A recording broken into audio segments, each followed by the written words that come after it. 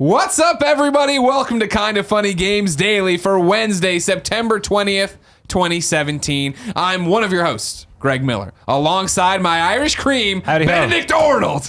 Danny O'Dwyer leaving us. How you doing, bud? How you doing, my friend? Congratulations. Thank you so much. Yeah, sorry. I'm really enjoying coming over here twice a week. Been great. It's been great having amazing. you. Yeah, it's been an honor to do it. No, please, it's been an honor to grace you. I think that's the thing for me when I've been talking to people. You know how it is. You catch up with people you see every few months. Right. And they're like, oh man, so how's it been going? I'm like, it's great. Da, da, da. And it's always like, it's cool that we've hired everybody. Like we have kind of funny 7 people that are full time. It's amazing. But then it's like it's so awesome and weird to have like Danny and Andrea coming over and they're not doing us a favor. Like they're here, they're part of it. They're part of it. And now you're just tearing that fabric out. I know. It's one of those things, man. It's just like, family sometimes a thing happens. No, you're making the right choice. You're doing the right thing. No, don't worry about that. Yeah. So me and my wife are happy that we're moving to the East Coast, if you didn't know, and we're way closer to her family in a sort of DC area and way closer to my family in Ireland. Right. So that'll be great. And also like being able to, the work we do, the work you do is kind of like it's so ingrained in what's going on in games and stuff. Sure. But like the work NoClip does is kind of like I go to places. Like I don't really do that much stuff here. Yep. So it sort of hopefully it doesn't really make much sense for NoClip specifically to be in the Bay Area. So hopefully it'll give us some bit more breathing room to grow as well. Sure. That's the thing with us. Every so often somebody's like, well, why don't you guys move somewhere other than San Francisco? And I'm like, that sounds like great on paper, of course, but it's like, all right, cool. Then no Danny, no Andrea. I'm sure we lose some other people. No guests. Yeah, exactly. Like it's just your core thing, and it's like even if it was. Cool, we're saving so much money that we can fly somebody out here. I can't fly somebody out every day. No. Nor can I, you know what I mean? I can't even every week to do shows, let alone 2 shows, let alone 5 shows a week. And it's not like you guys are like in Soma. Like where you are is like super handy for people in the Bay Area, but it's also not, you're not like paying insane, crazy downtown rent. Yeah, we don't have a slide in the office. No. Google stuff over there. NoClip will continue unabated, right? Yes. Everything's still the same? Yeah, still editing those Witcher videos. They'll be in the next 2 weeks. Yeah. How crazy is it trying to do as intense the work you do for NoClip is, but then also move now across the country? Yeah, I'll say the one good thing is when you live in Oakland in a 1-bed, you don't have that much furniture. So we're not like shipping all that much, and we're moving into a house. So we're kind of just shipping everything we have just so we have stuff to put places. Sure, of course. It's the one problem is like my PC and hard drives and internet and all that stuff will be connected right up until the moment we have to send the stuff away. Right. So that's a bit weird. But otherwise it's fine. The one biggest problem is that we have to fly with 2 cats. Because we'd probably drive. Yeah. And what I'm going to do is for E3, when I come back for E3, I'm going to drive back that way. So smart. I get to do my coast to coast. Yeah. 6 feet under, final scene. Find yourself. Walk across. Exactly, right? Yeah. But yeah, we can't on the way over because the cats they hate the cars. So they'll meow the whole way. Sure. So we're having to like drug them and bring them on a plane. Yeah. That's probably been one of the most stressful like planning things. Trying to figure that out. That day's going to be I know it's going to be a nightmare. They're going to whinge the whole way and everyone on the plane's going to hate us. And I'm sorry, my baby is very furry and it cries all the time. We have 2 of them. But yeah, apart from that, it's all right. It's good and good. Yeah. Well, I'm proud of you. I'm sad to see you go, and I'm sad to go, but I'm happy to go because it's exciting for life. But yeah, it's been I never thought I'd get to work with you. Like, yeah. Every time we got to collaborate in the IGN GameSpot and Kinda Funny GameSpot, all that stuff was like super cool. But to actually be able to like bona fide work with you has been like an absolute honor and a privilege. So thank you so much. It's all mine. So the pleasure and honor has been all mine, man. Thank you. But don't get sad yet. We still got exactly. We got Friday with you this week. You and Andrew are hosting on Monday. Then you're back on Wednesday, and then Friday again. Yeah, Friday your final show. Loads of shows. Lots of stuff still happening. If you didn't know, ladies and gentlemen, this is Kinda Funny Games Daily each and every weekday on a variety of platforms. We run you through the nerdy video game news you need to know about before jumping into your questions, your comments. We give you perspective on the news of the day. We have a good conversation with you, and everybody has fun. If you like that, you can watch it live as we record it on twitch.tv/kindafunnygames, but we don't look at the chat because we're making a polished podcast. Instead, you have to go to kindafunny.com/you're-wrong, tell us what we screw up as we screw it up so we can set the record straight at the end of the show for everybody listening on podcast services around the globe or watching on youtube.com/kindafunnygames. No matter where you get the show, thank you so much for your support. Keep doing it. Subscribe, tell your friends, do all that jazz. We already have something in You're Wrong from yesterday. Huh? It's not been a good start. We already have something in there from yesterday. Is it Andrew or me? It's you. Okay. Damn. Fuck.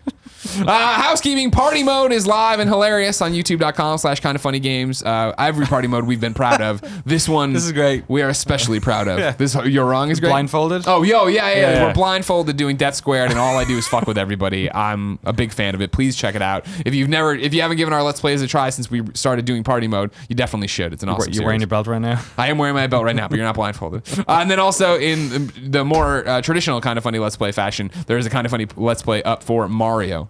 Super Mario Odyssey. Just Mario 1. That's all it is. We're over there. Tim went and played it, came back with it, and it's a pretty great thing. It's 10 minutes of gameplay. I was pretty impressed with what I saw. Awesome. And then finally, it's day 2 of Time Codes beta. Danny O'Dwyer is trying it now, doing the time codes. Tell me about the time codes. You got to do the time codes. Okay. When we do the the time codes. I'm already doing the time codes. Exactly. You're on it. Yeah. I'm just saying. It's day 2 of it. Day 1 seemed to go well. Fuck you to the people who popped in and started yelling about time codes before watching the episode. So They look like idiots when they're like, oh, fuck, they're doing them. But I still love it. That was a friendly fuck you, not a mad fuck you. But I loved the whole fire emoji thing that they were all over. I've had the time code for Roper's Report. I've had to change the minute 3 times because of all this. For now, let's begin the show with what is and forever will be the Roper Report. On 6 minutes. Time for some news. 4 items on the Roper Report. A baker's dozen. Nice job, Andy. Nice job. Wow. He's always got something up his sleeve, you know? Robots are going to take all our jobs eventually. Eventually, yeah, of course. Yeah. They'll just give you your opinions on video games. Number 1, this has been making the rounds. It's been getting uncovered as it goes. It's a beautiful tribute to Iwata in your Switch. Right now, your Nintendo Switch has an Iwata Easter egg in it that's pretty awesome. Have you been following all this? I sure have. I can't. It's not that I can't believe they hid. It's just like, what a great. No, I'm get out of it. This is via a ton of places, of course. What you might have seen yesterday was people starting to report, like Ars Technica, that hey, NES Golf is on the Switch, right? And maybe it's real, maybe it's not. There was a YouTube video posted of people going into it, and it was this thing of people trying to figure out, well, if it's real, why can't we do it, and what's going on, blah blah. Yeah. The idea here is that NES Golf is on your Nintendo Switch right now. It's baked into the firmware. Iwata programmed NES Golf back in the day. It's an old HAL Labs game, I think. So the idea here with this is that every July 11th, you'll be able to play NES Golf. The reason being, of course, Iwata passed away on July 11th. Now, when this thread started getting kicked around, people were like, well, I can't make it happen. I don't know how to make it work. There's been updates to stories, all these different things.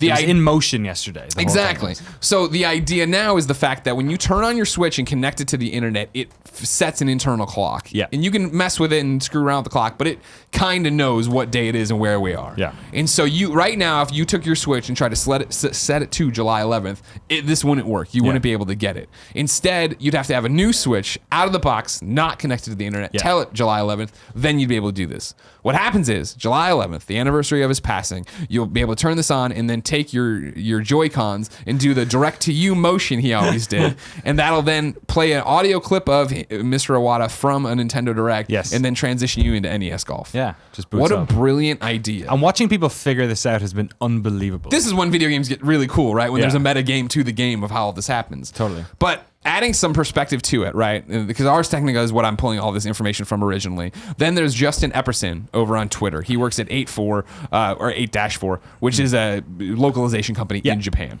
He tweets the following 3 tweets. They have a really good podcast, actually, as well. Oh, do they? What's it called? 8-4 Play. It's on Giant Bomb's network. Oh, nice. Golf is embedded in the Switch firmware, and Japanese internet is calling it a... how would you say this? Omamori. Yeah. Or charm from Iwata. Parentheses, he coded the game himself.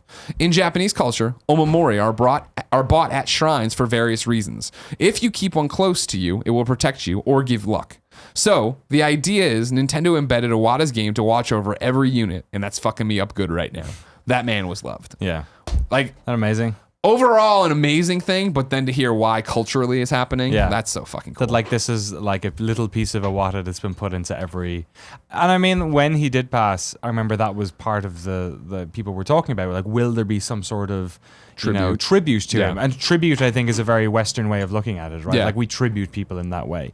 Whereas this is obviously more of a Japanese cultural way of dealing with... Because the idea that it's the day of his birth, kind of in the West, I feel like that would be maybe a negative thing. conservative. Yeah. Like we Or probably death. would celebrate the day of his death. Yeah. You would probably celebrate the day of his birth before the day of his death. But the Yeah. idea being that if this is like his sort of spirit watching over, the thing that he was The part players of or creating. Nintendo's. Totally. Like that's a really sort of beautiful sentiment that obviously rings true in their culture. Maybe a bit stronger than it does for us. It's super special, and it's one of those things I think only video games can do. Yeah. You know what I mean? Especially, and I love the fact that I think that's what we always get lost in when we talk, especially on this show or any show, about Nintendo and their business decisions and this. And Sony or Xbox in the same exact fashion. It's always so easy to think of as corporation. Yeah. Than to get into the weeds of like who this man was, how important he was to this staff, this community, this company, and then see that they want to honor him in this way that it could have easily been to, hey, here it is, and here's this information about what we're doing. Here's this press release, and here's this bullet point, and here's this thing Reggie's going to offhandedly mention. And nobody did that. This is very much something that is a private thing for them that is public, but private in the way of like, this is our charm. This is our part of him watching over this and continuing on. And that's awesome. We want him to be a part of this, but we don't want it to be that we're making a big deal about it and making this awkward. Totally, yeah. It's not on a press release, and I think it suits the sort of Iwata legacy in a way for like people outside of Nintendo. He always came across as somebody who was very like sincerely believed in gamers' love for games. Like he talked about having, when he did his GDC talk about having the heart of a gamer, and that's what like united all of us. Yeah. And he was the type of CEO who would like watch people play the games in the subway and stay on the track, and like he was the type of guy who he cared about what people said about games in a way that was beyond spreadsheets. Yeah. And I think the fact that he was a developer. Like there aren't many CEOs. He was from the ground up. Totally. Right? Like he knew the business. He knew the system. He was in early and worked at HAL Laboratories and then worked Nintendo prior, in the corporate division, all that. And like he was there the whole way. And I think it's really like, it's just very sweet and nice. It's really beautiful. Number 2. Also out of Japan. IGN has information on Left Alive. Square Enix new survival action shooter Left Alive is set in the Front Mission universe. As confirmed by Weekly Famitsu, translation for Gamatsu, Left Alive uses the same world of the Front Mission series and takes place between the tactical RPG's fifth entry and Front Mission Evolved in the year 2127. We wanted to make a Front Mission with a new lineup. We started this new title to see Front Mission in a slightly different perspective, said the producer Shinji Hashimoto. Nice. It's also been confirmed Left Alive will contain 3 playable characters, which are 3 protagonists you see on the game's visual key art. Throughout the story, you'll bounce between each character as they're isolated in the city Left Alive takes place in, which is somewhere in Russia. Front missions, what, you like that? Somewhere in Russia. Yeah, whatever. St. Petersburg, Moscow. No, it doesn't matter. It's a Russian city. Yeah. All right, just go. It's 2127. Does it matter?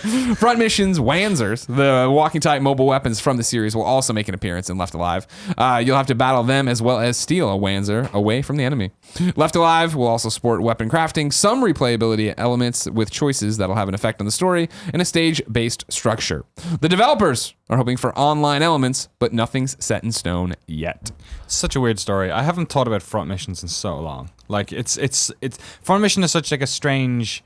It's almost like Final Fantasy Mech Warrior. Yeah. But I don't know where it's big. Like, I was never big with my group of friends. I don't know if it was largely big in the West at all. Yeah. I don't know if it was really big in Japan and never big in the West, or it's like a Metroid thing where it's more big in one place than another. One of those niches, man. One of those niches. It's weird because they've got so many. It's like Final Fantasy to have those numbered series, and then they've had a bunch of spin-offs before like this. And Front Missions Evolved, was that on 360 and PS3? I'm trying to think when the last one was. Like, it's been a while. I don't remember. And the original ones are like straight up like isometric, like Final Fantasy, tactical. That's the thing is like RPGs. these games come out and they totally would pass me by. I'm just like, that's not for me. That's cool. Whatever. It's like Armored Core in the same breath, right? Where it's just like, okay, cool. Whatever. And it's a whole massive genre of like. Oh yeah, people love it. Anime I'm not and putting manga, it down, and like I think of like Tank Police and like all of these, super cool mech, games that are like character driven, because this series has always been like super character driven. What I'm kind of weirded out by is why they're not calling. Is that why they're not calling it a Front Mission game? Because it just never is not that big in the West. I would think, well, it's the whole thing, the reason about it, right, is I think it's set in that universe, but it's not. Because when we came away from the PlayStation conference and we're talking about all these different things, it was like, well, it's got the guy who does the Metal Gear Solid art working on it. It's got this producer from this game on it.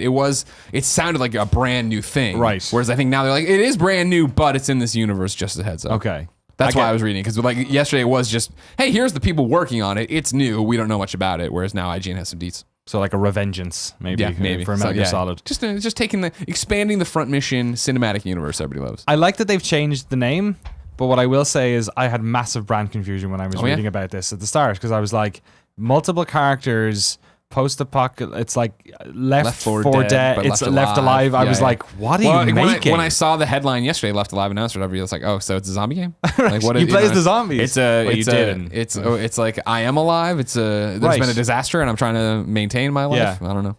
We'll see. By the time it gets here, who knows? We haven't seen gameplay yet, right? It's speaking to an audience. I don't remember. They showed that trailer. I think those trailers all was. Yeah. By the time you get here, the audience who'll care about this game the most will be there ready to go. Yeah. And I don't know if they're expecting it to break out. Number 3. You might be getting a Fast and Furious game, praise Nick Scarpino, from the Project Cars 2 developers. This is via Eurogamer. They write, and it's actually Martin Robinson. What up, Martin?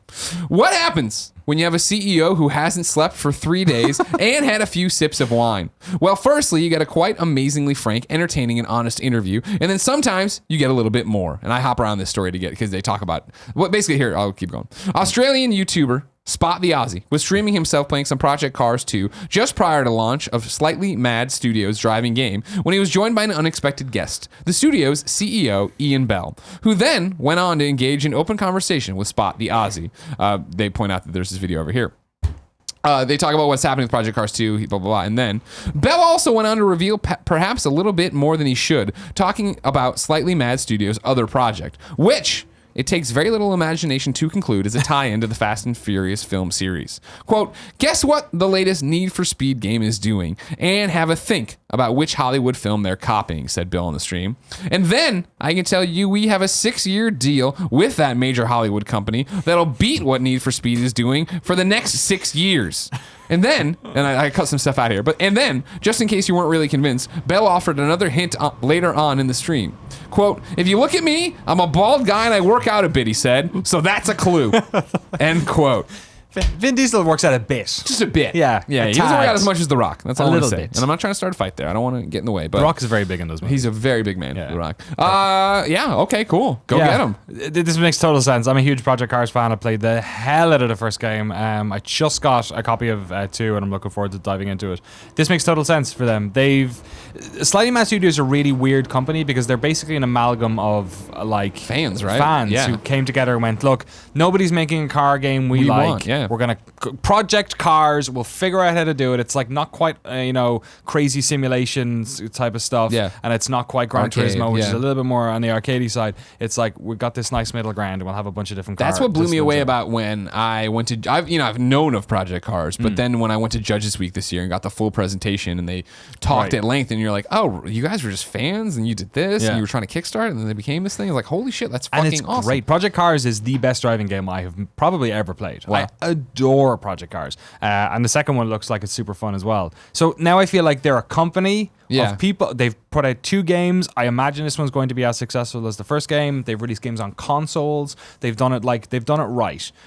So I think if, I was an independent IP trying to go out and get something to do something, EA already have their driving game. Sure. Like, Microsoft have their driving game. Sony have their driving game. There's not really like you go to Activision about making a driving game. Like to me, this is like, this. They don't want this. Right. It's a very particular discipline as well. I feel like making driving games, you really need to be good at making driving games. The problem I have in quotes is the fact that I would be concerned, and as somebody who enjoys the occasional Fast and Furious movie or whatever, right?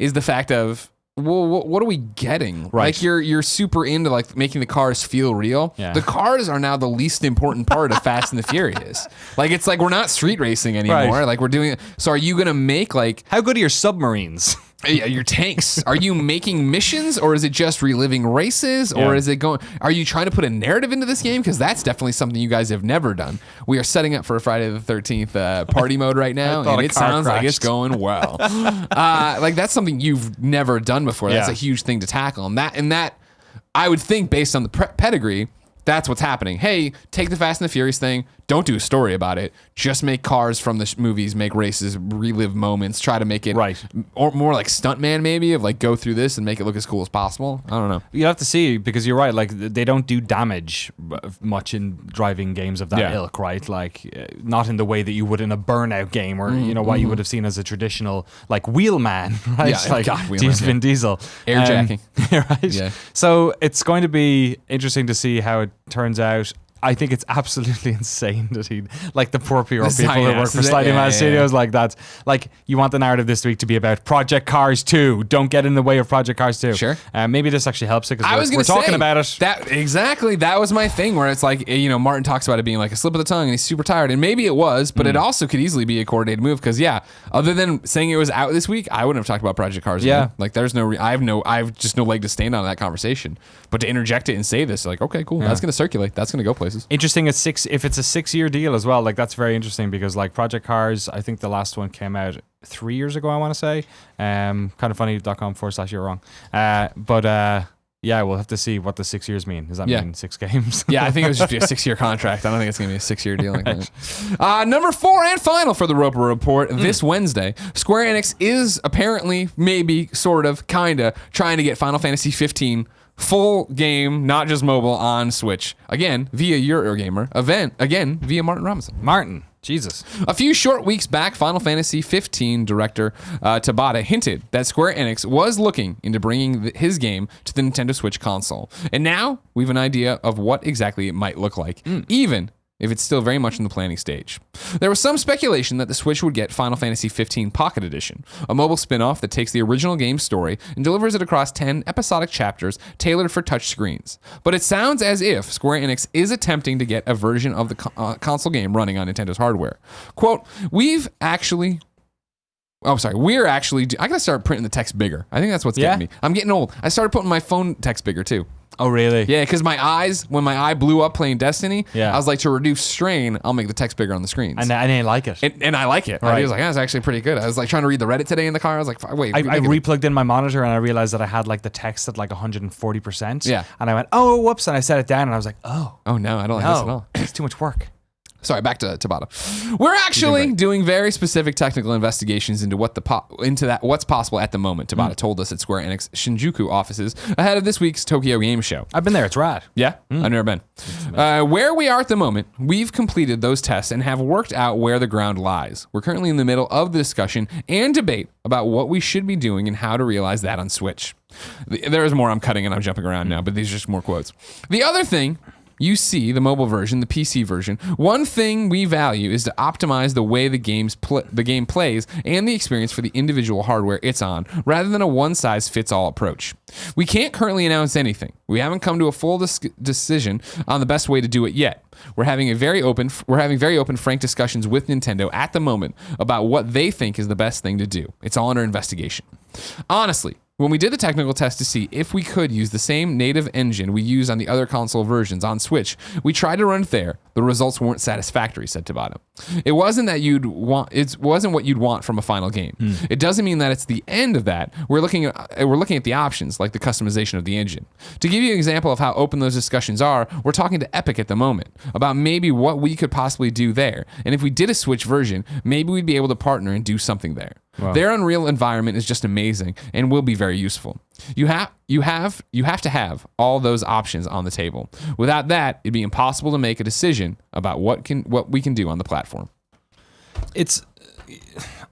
I've like a Switch problem because I have Final Fantasy 15 and I've not played that many hours of it. I don't know why. Right. Maybe I want a PS4 Pro. Maybe I'm just other things to do. I don't know what it is. But if this came out on Switch, I'd totally play it on Switch. I mean, this is like the narrative that we beat to death on this show, let alone GAF, let alone everywhere else on the internet. Yeah. Of just like, put it on Switch. Oh yeah, sure, totally. Like there's something about that where it's like, I don't know what it is of.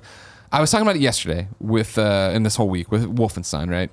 Of just like Wolfenstein 2 is coming to Switch later, and I'm like, cool. I wasn't sure if I'd get to Wolfenstein's on PS4 right away with Mario and Assassin's Creed and still being on Destiny, all these other games, and I have to beat fucking Persona to shove it down Cheeky Junior's face. Andrea was tweeting me this morning for you not to sleep on Wolfenstein 2. I don't want to sleep on it. I love what I've played it. You know what I mean? Pete came by and we did a Let's Play and we loved it. Like, we're in. It's just the fact of I also still want to play Wolfenstein 1 all the way through. I never rolled credits on that, and I feel like I got to do that first. Yeah. There's just so much going on.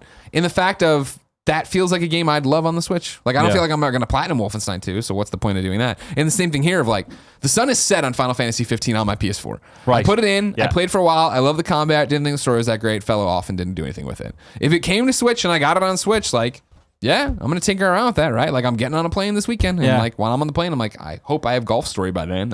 And if not, there's a million other games I haven't played yet on my Switch that are ready to go. I wonder, because I feel like we have a lot of common ground in the fact that we travel a lot. Yeah. And also that, like, I find it hard to be, like, to focus on a game. Like, whenever I'm sitting on my television, I don't feel like I'm a captive audience with that for that game. And also now my PC, because I work on it so much, that I'm in the same way where I'm like, I'll just tab out and do something. Whereas like when I'm on the Switch, I'm doing nothing else. I'm not on a phone when I'm on the Switch. I'm holding it with my hands. So like there's something about it that just like focuses me. There's something about it's uninterrupted game time, right? Because I'm playing it on a plane or I'm playing it at the airport. Right. And it's like that thing where it's like, all right, cool. Like I have that, and which means my phone's in my pocket, my computer's put away. Yeah. And I'm just doing that, and that's something that is rare these days. You know what I mean? Like, and it's the thing of like why playing Destiny 2 right now. Like we did a Friday the 13th test run last night where we were getting our feet wet. It's like, all right, great. And then he's like, you want to raid? And it was like 11 o'clock. And I was like, yeah. Okay. And so we did, and like I had to drop out before it was over, but it was, I'm checking the phone and doing this and blah, blah, blah. And it's like but then there are the moments where it's like, all right, cool, we're in this thing now, and boom, I'm focused on the raid. And it's like,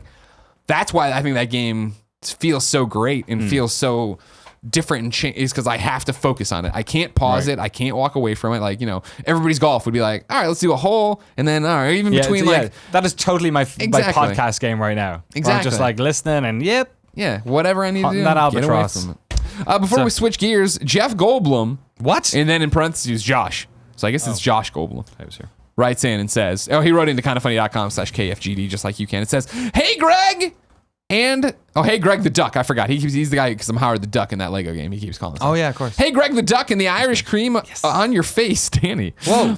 Whatever. I have a great job and a wonderful family. I have a nice house and car. Everything is going great in my life, so why do I feel empty? Why is there this hole in me that can't seem to be filled? I did some research and some journeying across the world to find the answer. After many years and thousands of dollars, I have determined what my problem is. I don't know what's coming. So if I wanted to know what's coming to the mom and pop digital shops, where should I go, Greg? Please tell me this is the hole that'll fill my life. Thanks, Mr. Goldblum, parentheses Josh. Lie down, Josh. You must travel no more. You must only find the official list of upcoming software on each and every platform is listed by the Kind of Funny Games Daily Show hosts each and every weekday. Time code it. I did already. Damn, you're good. Boom. Oh, it's good. Pre-code. Out today. Robinson the Journey has come to HTC Vive. You can get it for $40 American, $40 Euro. Minecraft Better Together update is here, but only on Xbox Mobile VR and Windows 10 Play Together, not Switch. You go to their official post, they say, quote, we're still working on getting this new version of Minecraft ready for players on Nintendo Switch. We want to make sure that everything is ready to bring this platform on board, and there's a lot of work to do to make it happen. After all, no one has ever done anything like this before in the history of gaming. We expect to be ready with the free-to-play Better Together update on Switch this winter. Then, more fight comes to Xbox One. We have a trifecta of Xbox One games which have the most insane names I've ever. This is what's going on? I mean, this is an all beyond thing where it was like knob switch, right? Of like people just looking around like we've run out of real words to shove them together to make games. So now people are just making more fight is on Xbox One. Yeah. Pan Kapu is on Xbox One. Soldum Drop Connect Erase is on Switch, and then Super Hydro Ra is on Xbox One. They all look like the game they would be. Yep. They all. It's like, yes. So in a way, they nailed it. They nailed it. What are we bitching about? We're a bunch of idiots. Check them out. The new dates: Dragon's Dogma Dark Arisen is official and coming to PlayStation 4 and Xbox One this fall, 2017. And then this almost made it, Danny, it's a deal of the week, to the news. Okay, right. But it didn't because it's a date, but there's more to it than meets the eye. Right. So stick with me. Yep. Fortnite Battle Royale is coming, of course, to Fortnite. And it's going to be free on September 26th. This is news, of course, because they just did a beta for it, right? Yes. And to get Which is fucking bizarre because that game is still technically in early access. I know, right? Even though you can buy it at they retail. put it out as a test thing that you could get and play, but then to play that for the beta or the testing phase, you had to buy the game. You'd actually buy the thing to get in there. So today they announced this, and this is only like last week was, I believe, when they were running the test. Now they announced that it's coming out and it's for free. Yeah. And so obviously people who bought the game to get in to do this are, you can imagine, would be upset. Yes. Fortnite in front of this messaging, with their announcement, they have a Q&A, and they put the question here. I bought the game for the PvP Battle Royale mode on PC last week. Since it's free now, can I have a refund? Fortnite responds, yes. If you purchase Fortnite between September 12th and September 19th to get access to Battle Royale and you would like a refund, contact us and we'll give you one. Fortnite Battle Royale will still be available to you for free.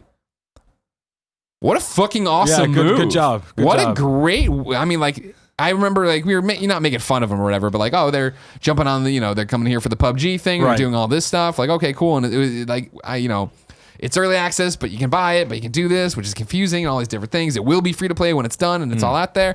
Like, they could have easily just been like, whatever, they're done here. But no, they did all the messaging correctly. If you want to see how to message to your audience, go read their post. Because their post is like, hey, blah, blah, and they're like, yeah, it's ready. And like, yep, we did the test and we thought it was great and it's ready to go. So we want to get it to you. Even the way they pitched the Battle Royale thing was like, they were straight out there. We are big fans of PlayerUnknown's Battlegrounds. Yeah, like, exactly. I would love to see the numbers on this. I would love to see how many people are playing Fortnite pure. Yeah. Or is this like an H1Z1 situation where you've got like most of the people are playing the I wonder what they saw with the people who bought it, if that number just jumped because of it. So maybe they're like, get more people in. And Campbell writes in to kindoffunny.com/KFGD, just like you can, and ask a question about that.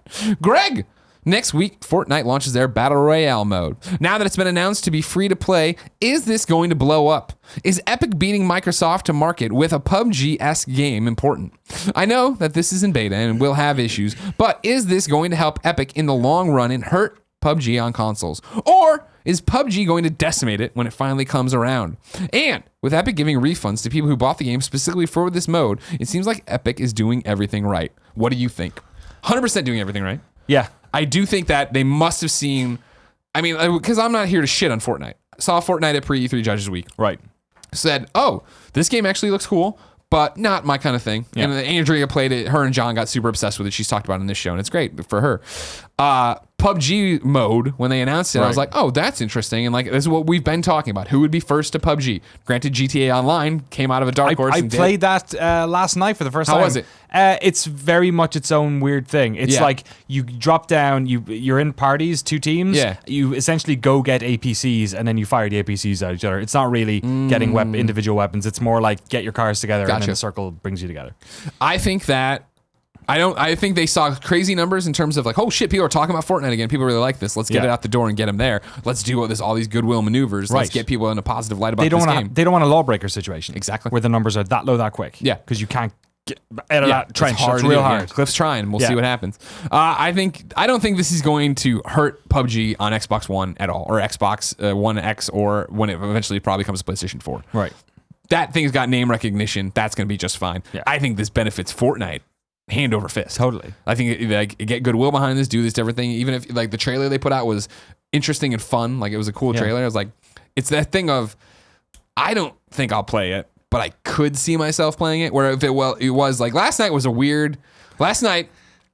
will go down as one of those moments I remember in gaming forever, where we wanted to play Friday the 13th to get ready for the Let's Play today. So cool, we got on, we didn't have enough people. I tweeted, a bunch of best friends joined us. Great. Played for an hour. And then at the end of the hour, Andy was like, do you want to go raid? And I was like, yeah. And it was like, wow, I'm moving from one multiplayer thing to another multiplayer thing. And I'm moving with a party and it's the same kids and we were playing one thing and we were like, let's play something else. And it was like, that's not an experience I've had in gaming. You know what I mean? Where so if it's happening to you, exactly. Then like, and so that's the thing. What if last night Andy would have said, "Well, what if we all go play this Fortnite thing? Let's try this." What if the guys I was playing with on either side of that equation, and girls, were like, "Hey, this Fortnite thing's really cool." What if Andrew gets hooked on? Is like, "This is actually a lot of fun. You should come play it." I'll be like, "All right." Like I'm gonna do that and move with that, and it's like.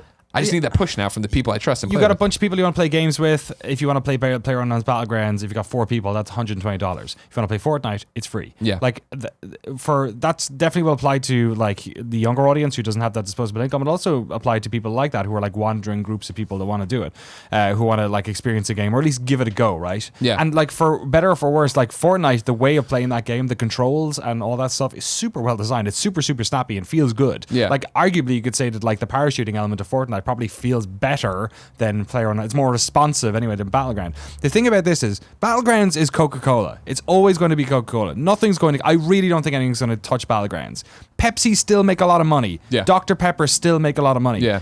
To be the second or third tier game, like that's what I feel like all these other games are going to be scrapping over. They're not trying to beat PlayerUnknown's Battlegrounds. They're trying to be the other one, the alternative one. And if these guys can nail the free-to-play PlayerUnknown Battleground version of it, then if they can be the best free-to-play version of that, they already have a pipeline for making in-game money. That's what Fortnite is. Yep. So let alone because figure like the reason I'd be more excited for PUBG to come out tomorrow than Fortnite Battle Royale is the fact that PUBG I look at and I understand all the mechanics of at a glance. And this is before I played it. I've played it, obviously. Fortnite, I look at and I'm like, you're building walls still and you're building shit and you're doing this. Like, I don't know how that works out. But let's say it happens where Andrew's like, this is great. Let's all play together. Okay, we all play together. I'm like, oh, this is really fun. I'm going to try the PvE Fortnite. And then all of a sudden, that's when I'm giving them money or doing these things. And even if it's just a little bit. And it's the same thing I always talk about, right? Where if I jump into this free-to-play one and actually like the game, I'm way more enticed to be like, oh man, I've put so many hours in. Here's some money. I'll buy your pack. I'll do whatever. $20. Yeah, exactly. It's gonna be interesting to see what happens. For sure. Continuing on, Final Fantasy XV's upcoming multiplayer expansion, Comrades, will be released on October 31st. Square Enix announced at Tokyo Game Show 2017, and I stole from GameSpot, I think, IGN. I'm sure they both have it now. Vampire, the game from Don't Nod, is delayed until spring 2018 due to a technical issue. Meditative Parallel... They spelled vampire wrong and they have to go through the whole game. Yeah, that's how they have to spell check the game.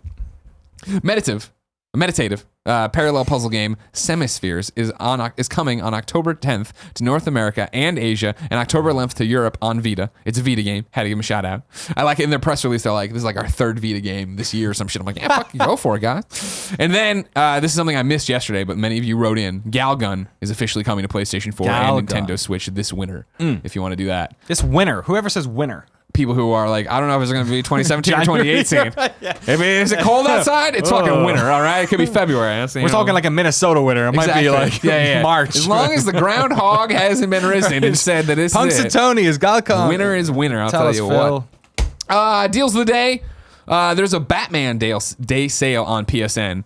You can get Injustice 2 for $41 or $42, Arkham Knight for $8, Season Pass for Arkham Knight for $8, Return to Arkham for $12, which I think is that like the two games, right? Oh, really? Arkham Asylum and Arkham City bundled together. Do that. Lego Batman for $8, Arkham VR for $14, the original Injustice for $8, and that's the Ultimate Edition. Great game. Lego Batman 3 Deluxe Edition for $14. Lego Batman 2 is a better version, but Lego Batman 3 is pretty good too. So that's happening. Go check that out. That's PlayStation Network, of course. I don't know why I said of course. I don't know. Of course. Of course. Why not? I'll be dead in the ground before I read about a Steam sale on this place. I talk about Steam sales. Anyways, time for Reader Mail. But first, I need to tell you, it's brought to you by DraftKings. Football season has begun, but it's not too late to get closer to the game you love with DraftKings 1 Week Fantasy Football. This Sunday, DraftKings is hosting a $100,000 Pick'em contest that is totally free to enter. Pick'em is the newest way to play 1 Week Fantasy Football. Drafting your team is faster than ever. DraftKings has organized players into 8 tiers. All you have to do is select one player from each tier. Choose between public contests with big cash prizes or private contests where you can compete against a group of your friends. DraftKings also has beginner and casual contests where you'll play against people of similar skill levels. The best part is you get to draft a new team each week without any commitment. Go to DraftKings.com. No, I always do that, dang. I always want to say /now. No, go to DraftKings.com now and use the promo code Kinda Funny to play in DraftKings free contest with $100,000 in total prizes this Sunday. That's promo code Kinda Funny, all one word, to compete for your share of $100,000 in total prizes. The contest is totally free to enter, so why wouldn't you try? A shoe? DraftKings, the game inside the game. Eligibility restrictions apply. See DraftKings.com for details. Nice work. Michael Crabtree totally killed it for me this week. Oh, did he? Oh, yeah. That's good. They wanted me to pull him. They were saying I should put on Demaryius Thomas, and I was like, no, I'm sticking with Oakland's own, and I got all the points. Dang right. That's what loyalty gets you. You know what I mean? Let's start with James. James writes in and says, kind of funny games daily. I need your help. I always knew this point would come. Steins Gate Elite is releasing next year. Yes, sometimes I like these anime dork games. Leave me alone. Hey, there's no judgment here. No judgment. And if there is, it's always jokes. Everybody calm down. We're always talking about Steins Gate. No, that's why I'm a huge Steins Gate fan. Sorry. The heart of the issue is that I normally play these games on PlayStation Vita. Even better, they typically have an easy platinum trophy too. However, today I read that this is being released on Switch. I am now being forced to pick between the wonderful Vita, which I essentially purchased to play these niche Japanese games that tell awesome stories, and an all but guaranteed platinum, or the Switch, which, damn, I gotta say, is an objectively better mobile experience. I love the Vita and the Switch. Please help me, Greg and Danny. How do I choose? Also, hi, Danny. You are wonderful, and I will miss you. You're wonderful. I miss you. Though I will welcome you to Maryland as I live there. Yay! Keep it up, guys. You're the best. Somebody said I should write into reader mail every day. I think I might do that. Although it'll just you won't be able to hang it. It'll just ruin everyone. Not to mention this is going to become like just I am Spartacus or whatever, where it's like anyone can write in and say they're Danny O'Dwyer. I'll be like, I don't know if this. You have to put codes in there that only I understand. I was saying you should continually say that I didn't turn up for work today for like at least like another 3 months. Well, I was making a joke the other day of like, I know he's been on 4 shows in 3 months, but you play it on Vita. Really? It's an easy platinum trophy. Like it's what, a visual novel kind of game, right? I'm not super familiar with the Steins Gates one. Like you'll be fine. It's like the screen's bigger on Switch. That's about it. I love the idea that the Switch is now, we said, okay, it's like getting all the third-party games, got all the Nintendo stuff, the indie stuff it's getting from the Vita, and now it's getting all the obscure like Japanese visual novels are also ending up. I mean, like here's the thing: there are not going to be that many more times these games come to Vita. It's a good point. Send this Vita off. It could be with a Viking funeral. Give it one final feast. Right. Its last meal here. A delicious. Go get that goddamn platinum. What are you talking about? Steins Gate. Yeah. If you're in it for the visuals, if the load times are terrible or something like that, there's differences here. But I imagine this game's going to look pretty similar. I bet if they're making it for the Vita, they're not going to like upscale it for the Switch. Yeah, exactly.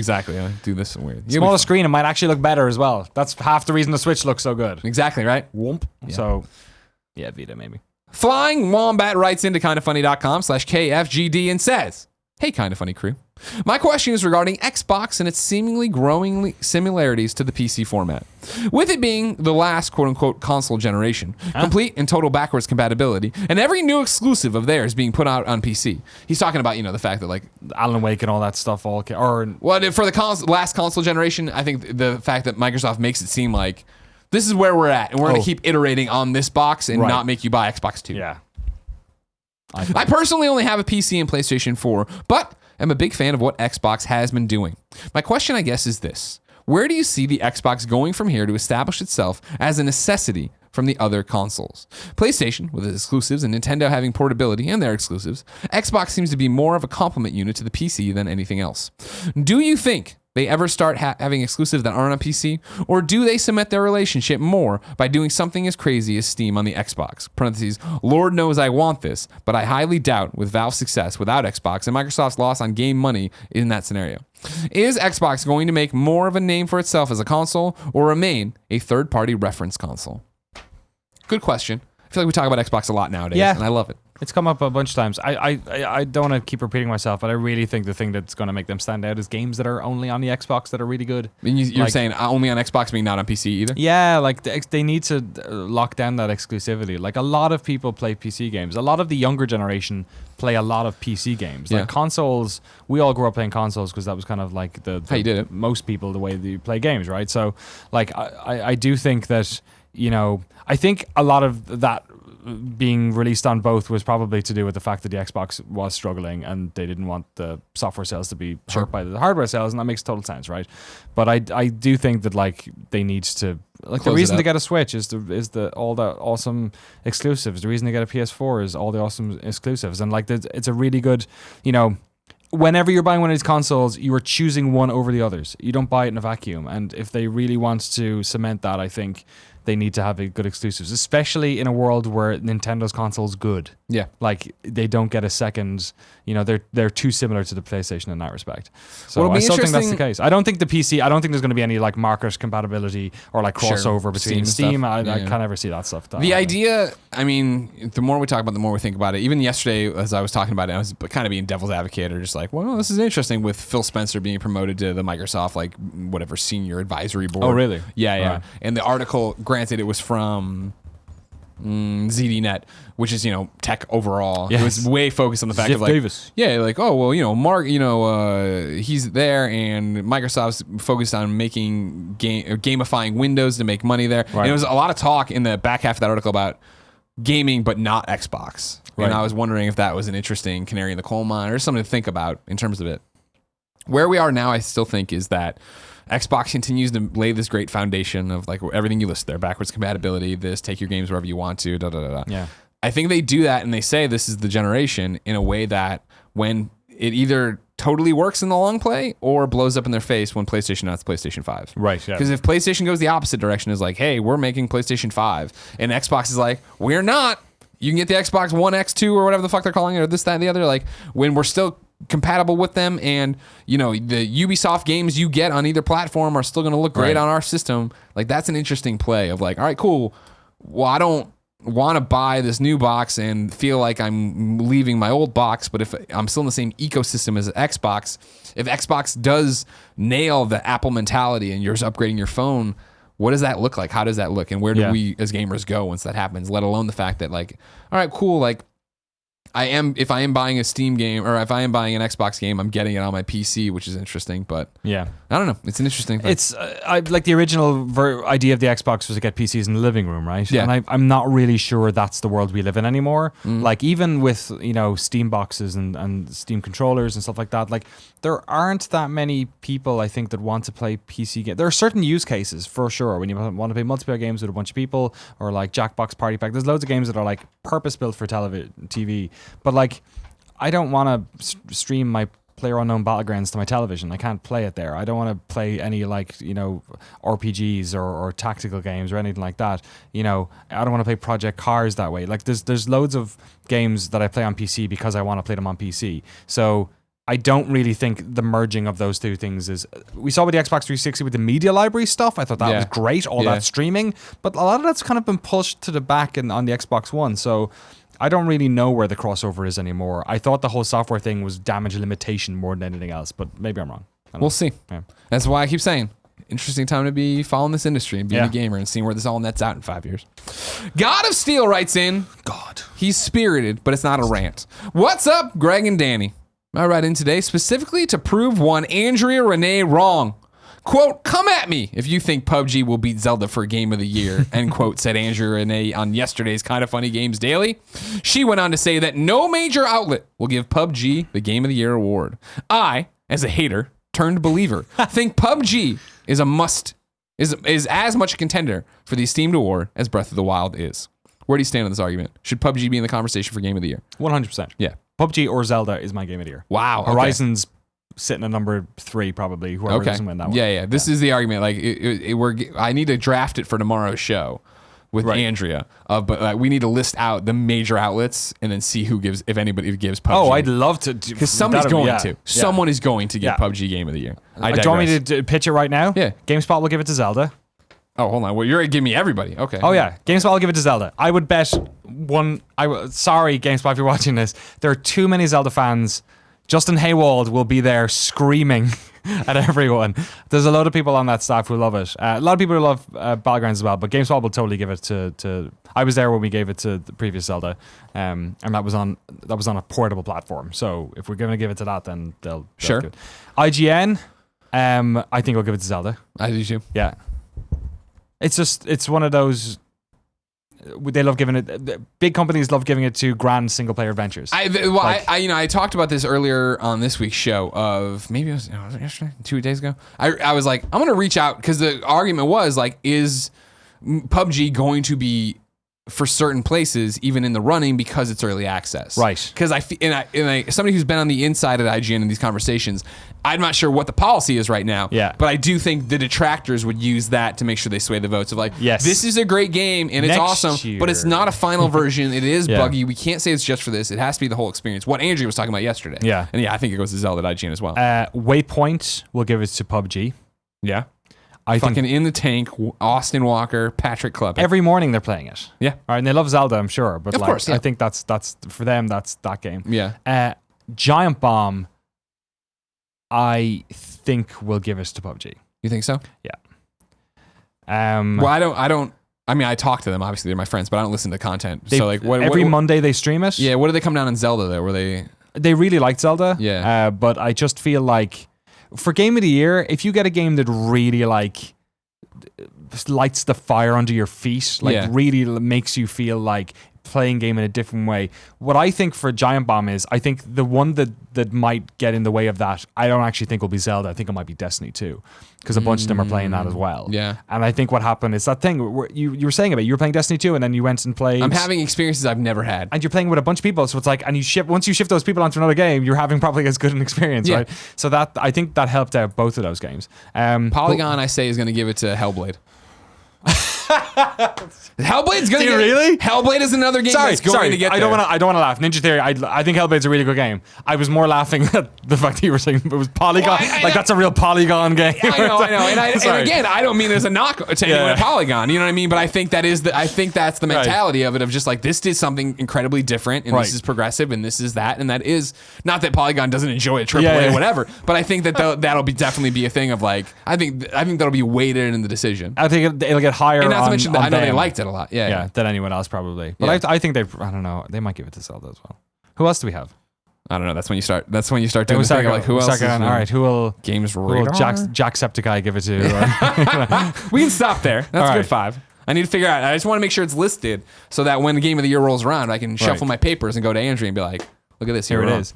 And if the game gets launched on consoles and PC and everything they're still saying they want it out by December or November, whatever it is. Like, I wonder if that's the thing. Still early access. And if they do it too late, because a lot of these Game of the Year stuff get done first week of December. Once the last game comes out, that's when they do it. You know what's another good one to put on there that we didn't? Game Awards. Oh, the Game Awards. Oh, I could see that. Yeah. Because the Game Awards is an amalgam of, it's like a panel of people who are industry people. We're judges on it too. Oh, rad. And that's that thing where it's like, I could see. I think that's consensus then. Exactly. So that's exactly. That's, do you weight it? Do you do 1, 2, 3, and then or do you just pick one? I forget what we did last year. Because I think Zelda then has the mass appeal where it'll be more people's number 2, whereas people are either playing PUBG or they're not playing PUBG. This is where it gets to. I remember being in the room at IGN about this, where it would be those things of like getting your game nominated, the game you wanted to be Game of the Year was was a victory, right? And then it was like real Parliament shit. Like it was like, you're on the floor of Congress where it's like, all right, I know that Uncharted 3 is not going to win or whatever. So what are you with? I'll give you that if you give me. You know what I mean? Like, you're like getting everybody on board, like trading like votes. Frank Underwood shit. Because you just had to be real. Of like, you can throw away your vote if you want, but then the majority that's voting for one thing. If there's 3 games in the running, right, those 2 and 3 spots split the votes and then fuck it over. So nobody. And that's why like there's been times where, and I'm not throwing stones, questionable games I think have won at IGN. Yeah. When I was at IGN, and it was the fact that it was like, all right, it's like the 3 people are contending, and then like the 2 that one of them maybe should have won knocked each other out, and this other game came up, and you're like, all right, that's how the votes fell. That was so much fun conversation. I remember I hate them. The UK team, we swung the vote on the Skyrim or Portal one for GameSpot, and we all went Skyrim. Oh wow, Skyrim ended up winning it. And then the great one I had, I wish that we could record this because Peter Brown is the most like eloquent, smart dude. I love Peter. We had a chat about, it was Witcher, Rocket League, and Metal Gear Solid 5. Mm-hmm. And Rocket League was only like in there to mix it up a little bit. Yeah. And it kind of went down to the 2 of those, and it was like such an amazing conversation. It was so, like everyone felt awful. Well, Witcher won in the end, and I think it should have, but like it was pretty crazy. God of Steel continues to go on, but I think we've already we've done it. I mean, it was a great letter just talking about why he's backing it up, right? If he's like, he's never played Breath of the Wild, which he gets out right away and stuff. He's like, Breath of the Wild's amazing. PlayerUnknown's Battlegrounds is something we've never seen before. It's a radical concept. Unless you play Daisy. He puts in parentheses, H1Z1 had it before, but it didn't catch fire like PUBG did. Yeah. He's very much, I mean, here, PUBG is a phenomenon. It's a movement. It pushed me, an introverted gamer, to talk to other people and cooperate and make friends. Right. No other game makes your heart race the way PUBG does when you're getting close to the chicken dinner. PUBG changed me as a person, and only a few things have ever done that. Right? He's talking again, what I'm talking about, of like, games are so much more than, oh, the story was cool and the graphics were great. Like, it's what you feel and the emotions you have. And like last night being like, this is weird. Of like, and that's what I was talking about yesterday with like, oh, I'm playing Thimbleweed Park. I'm finally going to play on Switch. Because every time I sat down on my PlayStation 4, I see Destiny, Marvel Heroes, and Friday the 13th. And I'm like, boom, boom, boom. I'd love to play any of those games right now. And I'm already in them and I know what I need to do. And I'm on this grind or I know different things. Oh, and then I'm sorry. He did sign off. God of Steel saying, thank you guys for everything you do. We'll miss you, Danny. Thank you, God of Steel. Final question for right now. See you on the island. Your final Danny question for right now. All right. Unknown source V1 says, Danny. Thanks for no clip. Been going through past episodes I've missed. Amazing. And wanted to know, if you could travel to any console generation and make no clip documentaries, what era would you travel to? I will miss your perspective and energy on Games Daily. Good luck with your new potato farm. Parentheses, I assume that's what you're doing. We're down the road from a cornfield, actually, so it's pretty close. It's like the American potato farm. I think the biggest blind spot that I have that I'd love to do more stuff on is, because I've done a bunch of Commodore stuff when I worked in the UK, and I did stuff on Sensible Software and all that, and we've done like Genesis stuff I get around to, Mega Drive stuff, but PlayStation 1, man. Oh, yeah? Yeah, I wish I could be like, because PlayStation 1, there's like a lot of stuff getting filmed around then as well. Like games development is opening up a little bit more in a way that like... PlayStation Underground. Right? Like you were getting in there and you were learning about developers and studios. And that wasn't really the case with Sega stuff. It was like Sega and Nintendo made the games. And then it was like individuals, right? But like by PlayStation, it was like the culture was starting to happen. Yeah. And there was like people who'd grown up playing. I was going to say, people had grown up, right? They're like, they played 5 years before they became adults. Yeah. So there was like something else going on there. So I think probably just in terms of like the logistics of filming stuff as well, I think that would be a really good era to do. That'd be a good one. I don't want to be dealing with fucking late 80s cameras doing Genesis or Mega Drive stuff. You're shining VHS. Get me up into 95, 96 and I'll probably feel a little bit better. You know? Okay, cool. Yeah. That's a good answer. That'd be cool. Next question. We have a segment here. All right. It's a new segment. Okay. Squad Up isn't happening today. Oh. But it's kind of, this one's kind of a bad PSN name, then it's kind of a Greg rant, then it's like kind of a Destiny advice. It's a whole bunch of different things. So we're just calling it is the Hodgepodge. Randy writes in, says his PSN name is FCKMTN. Then he puts, yes, that reads Fuck Mountain. So that's a bad PSN name included right there, but come on, Shu. Fuck Mountain goes on to say, to all the filthy casuals playing Destiny 2, until Bungie gives us separate playlists for Crucible, please, for God's sake, collect the crests. Greg Rant. Do you see all those little gushers on the floor after you make a kill? Pick them up! Congratulations, you killed someone. It doesn't matter. You need to make the kill count. Pick up the gusher. You see your teammate dead? Pick up the blueberry. Teammate kills somebody? Pick up that cherry. End Greg Rant. Dear Bungie, please allow me to choose what mode I want to play. Just give me good old Clash. Does that make any sense to you? No, it's like you're speaking Spanish, bro. In Crucible, the competitive PvP mode, you jump into it, and there's a mode, where you go around and kill people, and when you kill them, they drop a blue or red. If you kill them, it's red. If it's one of your guys, it's blue. It sounds like Pac-Man. So you need to collect them or whatever, then to make the scores go to finish the game. Okay. But so many people are playing it and just like, I killed somebody and running away. You're like, no! It's like when you play Call of Duty in Kill Confirmed, and like the first day, and nobody's like going and getting like the skulls or whatever. Right, exactly. It's like, no, you have to fucking... Or like in Gears of War, people wouldn't down people. Yeah. Or they wouldn't finish them out. Oh, it's like, no, you don't. That's a huge part of the game. You don't half cook the chicken. Keep going. Oh, man. Hodgepodge was brought to you by Skillshare. Skillshare is an online learning community for creators with more than 17,000 classes in design, photo, and more. Premium membership gives you unlimited access so you can keep learning, find inspiration, and take on new projects whenever you want. The first 500 people to use the promo link I will say in a second will get their first 2 months free. Then it's as low as $10 a month after that to continue learning if you like, or cancel if you don't. There's no risk. Learn from anywhere. Download the mobile app or on Android or iPhone and tap into classes even when you're offline. I was excited when we got this because French is in there. Oh, so I can learn the French. Geneviève. Je m'appelle Greg. Yeah, that's all I know. J'adore Geneviève. There you go. Oh, Il habite en San Francisco. Yeah, dans les États-Unis. That's all I got. Okay, it's good. No, that's all good. Yeah. See, I want to be better than that, so I can use that. And then Tim pointed out for all of the people who do what we do that there's a bunch of video tutorials on there of like how to use After Effects, how to use Premiere, how to make shows that look better than our shows. Yeah. So I was like, no, all right. So the first 500 people to sign up will receive 2-month free trial. You need to go to, and remember, it's Skillshare. The URL is skl.sh/kindoffunny to start your free trial now. skl.sh/kindoffunny to start your free trial now. Woo! Tomorrow's host is Andrea Renee. Danny, thank you for coming by. Do you want to do You're Wrong? I guess I do. Yeah? Yeah. Just slide It's them a in weird there? thing. I've polished the doc so well, but I've never added You're Wrong. Oh, really? So I need to put that in there. I'm going to make a note on top of this. Just do it. Write it in a pen. If we get something wrong when we're recording the show live and you're watching if we forget live, You're Wrong. you go to kindoffunny.com/you're wrong. You forgot this. We'll read it here. We'll set the record straight for youtube.com/kindoffunnygames and podcast services around the globe. Capitalist Pig says, a bit of clarification on the front mission stuff. Last front mission game was, in fact, Front Mission Evolved, which I said, an action-focusing spin-off from the main series, which came out in 2010 for PS3 and Xbox 360, which I said also came out on PC. But the last main series game was Front Mission 5 on the PlayStation 2, which came out in 2005, but actually never made it to the US. So there you go. The last main entry for the US was 4, which came out in 2003 on that same PlayStation 2. Very good information. Thank you so much. Project Cars as well, Capitalist Pig saying it's only actually 2 years old. I got that wrong. May 6th to May 12th, 2015, depending on your location. I think it might have been in beta for a while or something. Okay. I feel like I was playing it for a lot longer before that happened. What the fuck, Greg? Dagon's Dogma from Mad of Doom has been announced for PS4 and Xbox One forever ago. So just the great people know it comes out October 3rd this year. If you're a fan of fantasy and RPGs, play it. It's lit as fuck. Did you say that wrong? So I put under new dates. Okay. So maybe it was already there.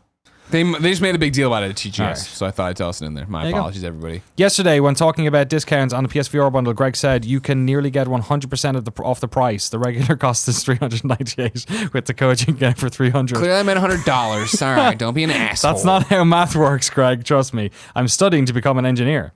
The code gave you a discount for $98, which is 24.62%. Fuck this guy. Fuck this. Right? I wouldn't have read this. You're an asshole. You know what I meant. Ignatius. I think that's your name. I might have got it wrong. And then Dr. Pepper's owned by PepsiCo. So that's... You knew what he meant to. But that's even better. That means that Epic should make another one. Yeah. And lock up second and third. Jeff over at Jybomb has stated on a few podcasts that they should only consider PUBG if it gets a full release because of the current rules. So that'll be interesting to see if that happens as well with everyone else. But I wonder, Waypoint are just like they're like we're like new media. We just make up the rules. They have open desks. You know what I mean? They don't even have them. They just travel around. We do all our reviews on drugs. Whoa, dude! I didn't know that. Put that. I love you, Austin. There's a tweet. Okay, I love you, Austin. Yeah, that's it. Oh, great. That wasn't too bad. All right. I like that. Ladies and gentlemen, this has been Kinda Funny Games Daily. Remember, each and every weekday on a variety of platforms, we run you through the nerdy video game news you need to know about. We offer perspective, answer your questions, and have a good time. If you like that, you can watch us record it live at twitch.tv/kindoffunnygames. You can pick it up later as a podcast on podcast services around the globe, or you can watch it over on youtube.com/kindoffunnygames. Yeah. No matter where you do it, thank you so much for consuming it and caring about it. If you like it enough, please go to patreon.com/kindoffunnygames. Toss us a few bucks. You can just do it for a month. You don't want to do it? No big deal. Just put it out there. Patreon's the best. It's no big deal. You like Patreon a lot? I do. It's great. Thanks for buying a shirt, by the way. No problem. Oh, yeah, I'm not wearing it. I'm stupid. I wore it in the morning show, and I'll be wearing it in the Friday the 13th Let's Play for Party Mode if it ever goes live. But until next time, it's been our pleasure to serve you.